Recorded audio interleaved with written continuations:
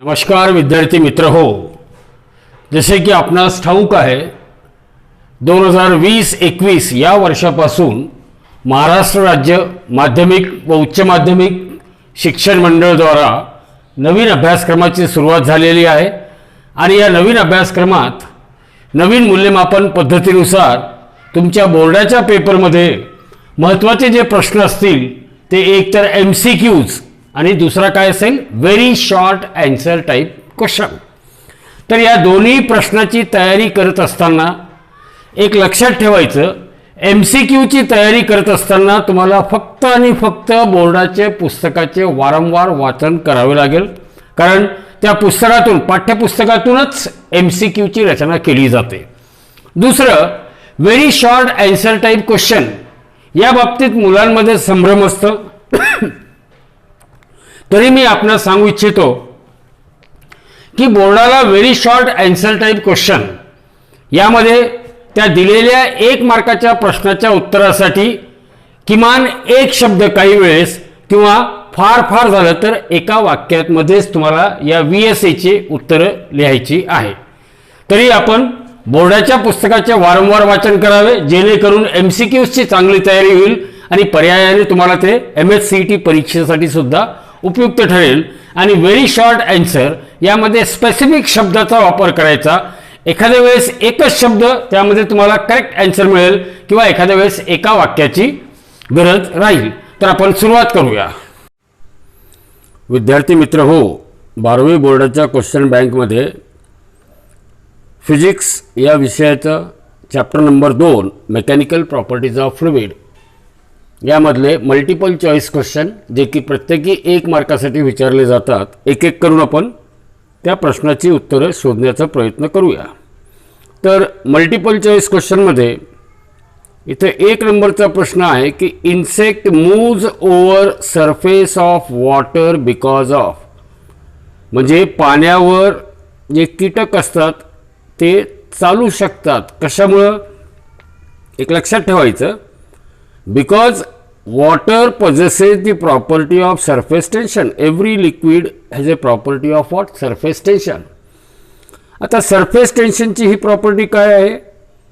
That as per property of surface tension, free surface of water, पाण्याचा जो free surface असतो, it behaves like stretched elastic membrane. आपण बघितलं असेल आपल्या घरासमोर मांडवा उभा केल्यावर त्या मांडव्यातली जो कापड असतो तो दोन्हीकडे कसा असतो, ताणलेला असतो। अगदी तशाच प्रकारे फ्री सरफेस ऑफ वॉटर, पाण्याचा free surface, it behaves like a stretched elastic membrane due to what, due to property of surface tension. तर पहिल्या MCQचा करेक्ट ऑप्शन आहे surface tension. Means due to property of surface tension only insect can move over the water surface. Insect can move over the water surface. दूसरा multiple choice question बघा, the water droplets are spherical in free fall due to, म्हणजे पाण्याला जर आपण उंचीवरून सोडलं तर खाली जे वॉटर ड्रॉपलेट आपल्याला येतात त्या वॉटर ड्रॉपलेटचा शेप कसा असतो, spherical. Means whenever water is fall from a height, then the water droplets are spherical in free fall. Why they are spherical? ते cylindrical का नाही किंवा ते cubical का नाही, लक्षात ठेवा।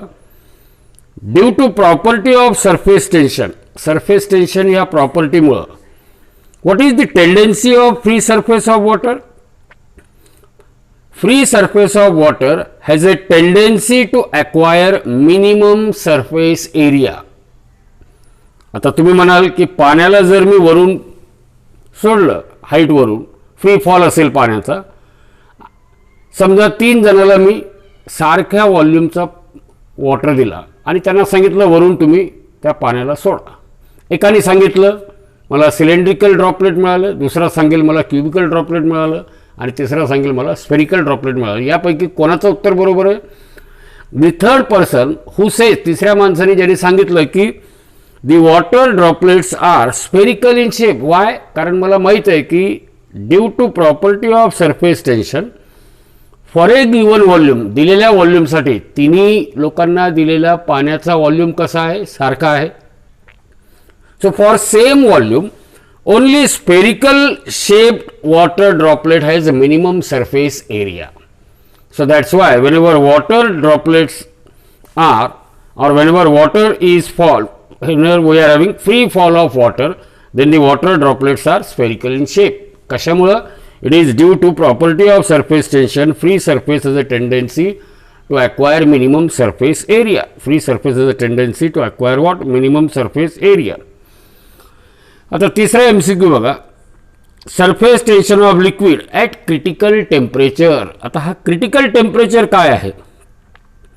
तुम्हाला माहीत आहे की जर एखाद्या लिक्विडचा टेम्परेचर आपण वाढत गेलं, as we go on increasing the temperature of a liquid, what happens to the surface tension of liquid? Surface tension of liquid goes on decreases. So you just go on increasing the temperature of liquid till surface tension of liquid it becomes equal to what? 0.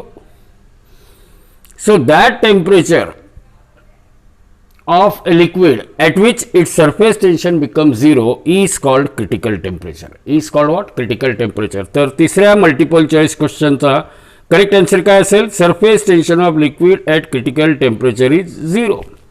At critical temperature is what? 0. आता यावर आणखीन काय प्रश्न असू शकतं की ज्यावेळेस आपण नवीन कॉटनचे कपडे आणतो त्यावेळेस आपण ते कपडे थंड पाण्यामध्ये बुडवतो का? बघा इथं डायरेक्ट सरफेस टेन्शनचा इफेक्ट आहे. कोल्ड वॉटरचा टेम्परेचर कमी म्हणजेच त्या वॉटरचा सरफेस टेन्शन कसा? जास्त.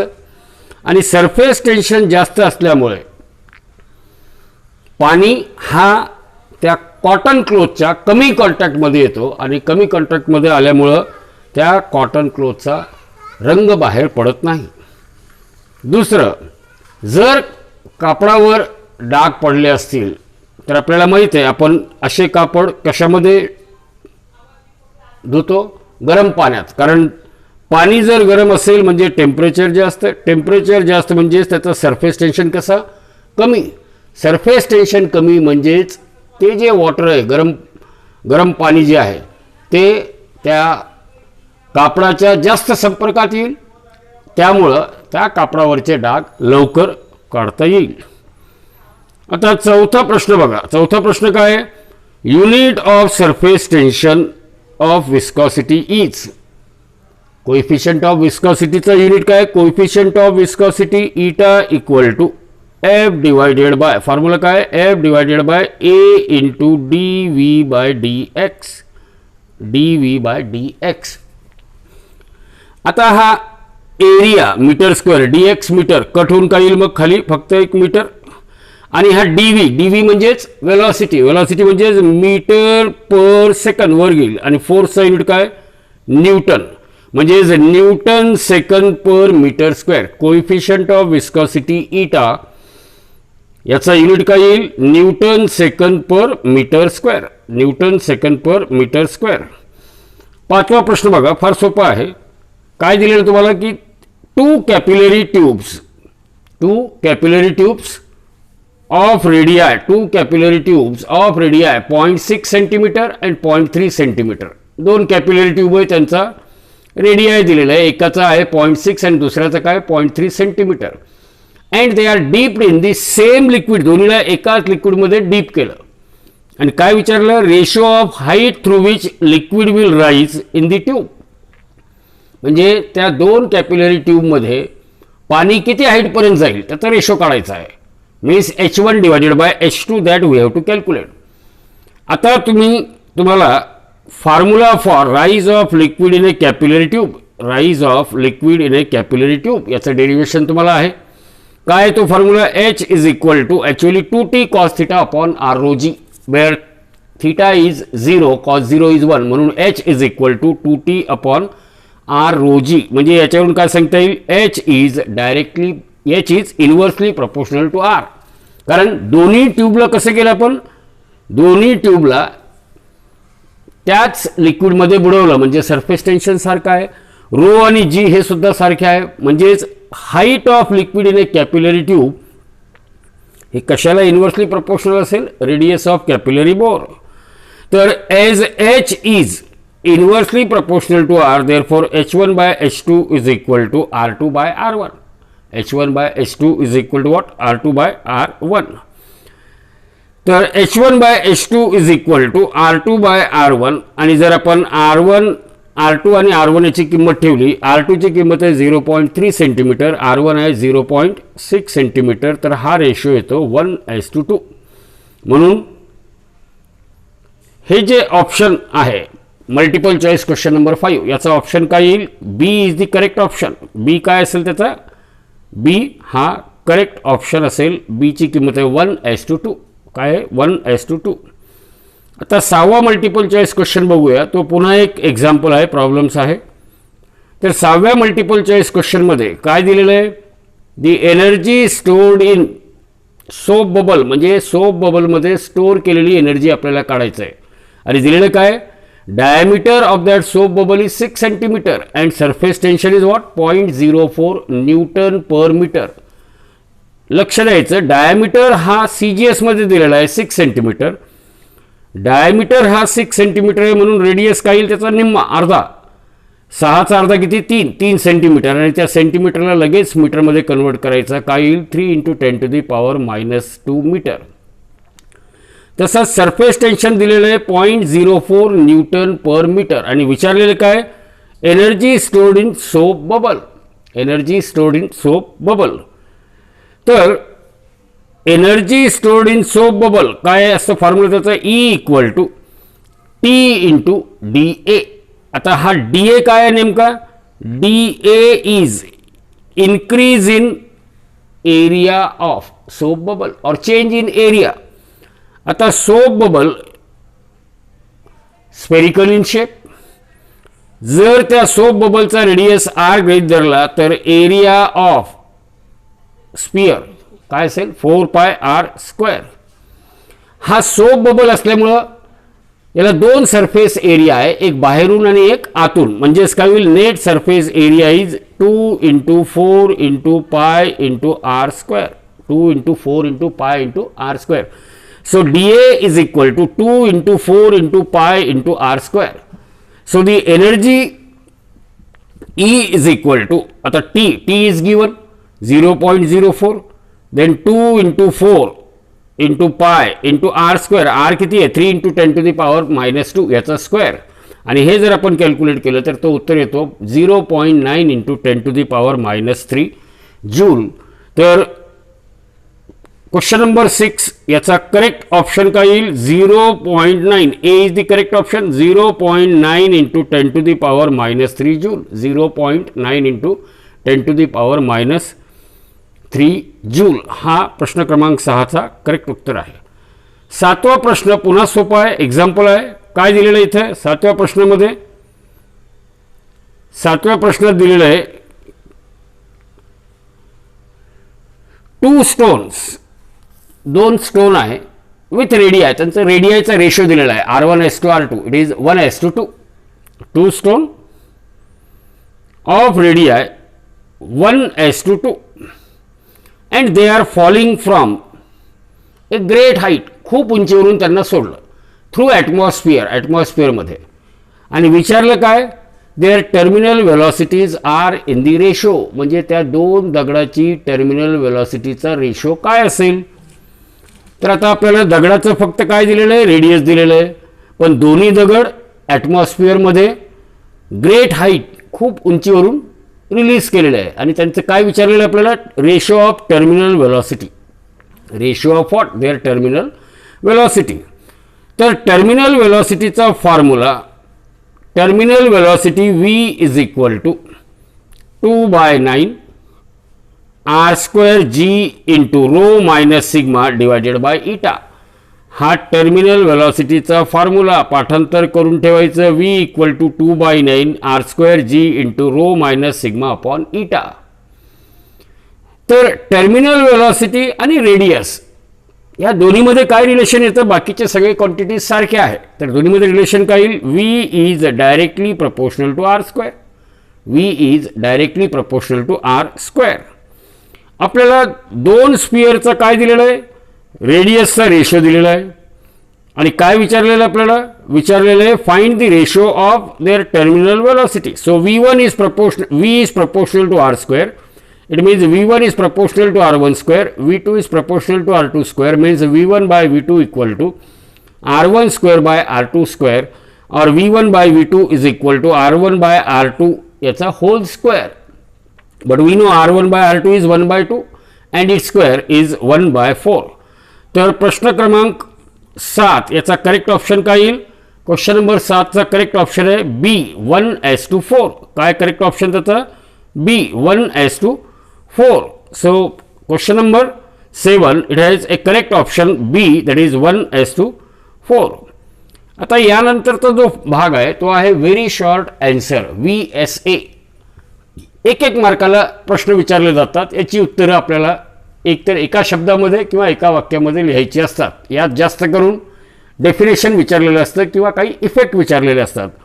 तर पहिला प्रश्न बघा, पहिला प्रश्न काय इथं, question number 1, what is surface film. What is surface film. Surface film कशाला म्हणायचं.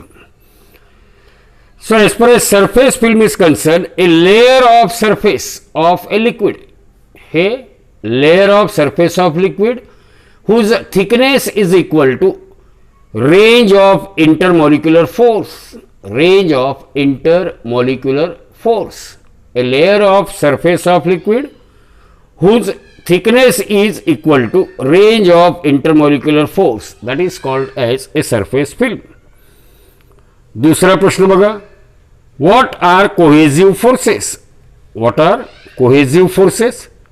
The force of attraction between the molecules of same substance. Force of attraction between the molecules of same substance is called cohesive force. जर मी असं सांगितलं, force of attraction between molecules of different substance, molecules of what different substance, then that force is called adhesive force. म्हणजे प्रश्न असाही विचारला जाऊ शकतो. cohesive force म्हणजे force of attraction between molecules of same substance, and force adhesive force म्हणजे force of attraction between molecules of what different substance, molecules of different substance. आता प्रश्न क्रमांक 3 बघा, what will be the shape of liquid. काय विचारलं, what will be the shape of liquid meniscus for obtuse angle of contact. आता angle of contact obtuse आहे असं म्हटलं, ही जर मी कॅपिलरी ट्यूब ड्रॉ केली आणि मला दिलेल्या लिक्विडसाठी अँगल ऑफ कॉन्टॅक्ट कसा दाखवायचा, ऑप्ट्यूज, तर हा झाला ऑप्ट्यूज अँगल ऑफ कॉन्टॅक्ट. जर हा ऑप्ट्यूज अँगल ऑफ कॉन्टॅक्ट असेल, then how is the shape of liquid meniscus. Shape of liquid meniscus is what, convex. Shape of liquid meniscus is what, convex.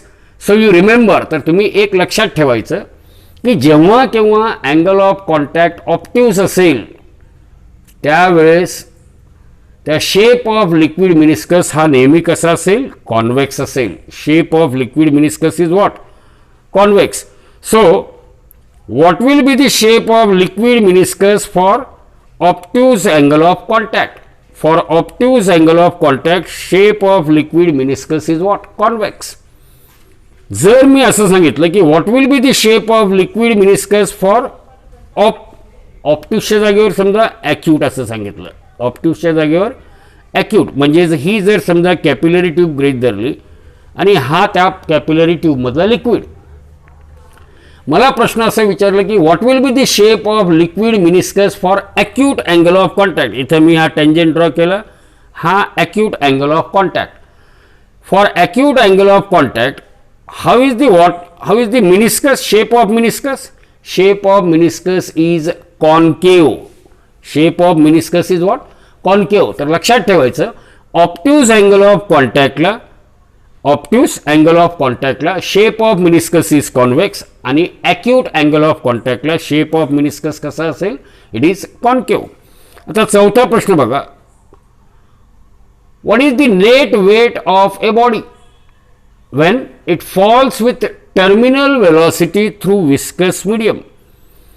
आता हा जर मी समजा विस्कस मीडिया इथे draw, हा समजा हे एक पाईप आहे आणि यामध्ये विस्कस लिक्विड आहे आणि एक बॉडी त्या विस्कस मीडियामधून टर्मिनल वेलॉसिटीने खाली जात आहे, तर त्या बॉडीवर ॲक्ट होणारा फोर्स ड्यू टू ग्रॅव्हिटी हा डाऊनवर्ड ॲक्ट करेल. त्या बॉडीवर दोन फोर्सेस अपवर्ड डायरेक्शनमध्ये ॲक्ट करतील. एक असेल अपवर्ड थ्रस्ट आणि दुसरा काय buoyancy force. And at terminal velocity the net upward force is equal to net downward force. Means what is the weight of that body? Weight of a body which is moving with terminal velocity through a viscous medium, weight of body is equal to 0. Weight of body is 0. तर हा important शब्द काय झाला इथं? The net weight of body when it falls with terminal velocity through a viscous medium is 0. तर फक्त हा 0 एकच शब्द आहे, त्याला 1 मार्क मिळतील तुम्हाला. आता नेक्स्ट क्वेश्चन नंबर 5 आहे. काय question number 5? A square metal plate. A square metal plate of area, त्या मेटल प्लेटचा एरिया किती आहे? Square metal plate of area 100 centimetre square. It moves parallel to another plate with velocity of 10 centimetre per second. and both the plates are immersed in a water. If the viscous force is 200 dyne CGS मध्ये दिलं, and viscosity of water म्हणजेच coefficient of viscosity of water is 0.01 poise, पुन्हा हा CGS unit आहे. then what is the distance between them? म्हणजे त्या दोन लेयरच्या मधला अंतर किती आहे? dx is how much? that we have to find out. तर F is equal to तुम्हाला coefficient of viscosity eta equal to F upon A into dV by dx. Eta is equal to F upon A into dV by dx. हे formula माहित आहे. म्हणजेच F is equal to what? Eta into A into dV by dx. याच्यात तुम्हाला त्या दोन plate मधील अंतर काढायचं आहे, म्हणजे dx ची किंमत काढायची आहे. तर वरील फॉर्म्युल्यावरून dx is equal to eta into a into dv by df. ईटाची किंमत 0.01. ईटाची किंमत किती आहे? 0.01. त्यानंतर एरियाची किंमत किती आहे? 100 centimetre square. dv change in velocity किती आहे? 10 सेंटीमीटर. हे 10 सेंटीमीटर पर सेकंड. आणि विस्कस फोर्स किती आहे? 200 डाइन. हे 200 डाइन आणि हे जर आपण कॅल्क्युलेट केलं तर याचं उत्तर येतं 0.05 सेंटीमीटर. म्हणजे पाण्यामधील त्या दोन प्लेटमधील अंतर किती राहिलं? 0.05 सेंटीमीटर. 0.05 सेंटीमीटर. 6वा प्रश्न बघूया. काय 6वा प्रश्न? The relative velocity between two parallel layers of water is. Two parallel layers of water यामधली रिलेटिव्ह वेलॉसिटी म्हणजेच काय दिलेलं आहे आपल्याला? dv दिलेलं आहे. dv ची किंमत किती दिलेली? 8. अँड दी परपेंडिक्युलर डिस्टन्स, ह्या दोन लेयर मधील हा परपेंडिक्युलर डिस्टन्स म्हणजे minimum distance. Perpendicular distance between them is 0.1 centimetre. म्हणजे dx ची किंमत दिलेली आहे आपल्याला 0.1. आणि विचारलं काय? Calculate the velocity gradient. काय कॅल्क्युलेट करायचं आपल्याला? Velocity gradient. काय फॉर्म्युला असतं वेलॉसिटी ग्रेडियंटचा? Velocity gradient is equal to dv by dx. dv is 8, dx is 0.1. So final answer is what? 80 per second. Final answer is 80 per second. 7वा प्रश्न खूप simple आहे. Water rises to a height of 20 millimetre. पाणी किती height पर्यंत जातो capillary tube मध्ये? In a capillary tube. Water rises to a height of 20 millimetre in a capillary tube. समजा त्या कॅपिलरी ट्यूबचा रेडियस असेल R1. नंतर त्यांनी काय सांगितलं? If the radius made 1/3 of its previous value, म्हणजेच R2 equal to 1/3 of R1. R2 is equal to what? 1/3 of R1. Then to what height will the water now rises in a tube? तर जेव्हा radius of capillary bore he 1/3 of original value केली तर त्या capillary ट्यूबमध्ये पाणी किती उंचीपर्यंत जाईल हे आपल्याला काढायचं आहे. आपल्याला माहीत आहे H is inversely proportional to R. H is inversely proportional to R. म्हणजेच काय, H1 by H2 is equal to R2 by R1 किंवा H2 is equal to H1 into R1 upon R2. आता R2 ची किंमत काय आपल्याला in terms of R1, R2 is 1/3 of R1. H1 ची किंमत किती आहे 20. So 20 into R1 upon R1 by 3.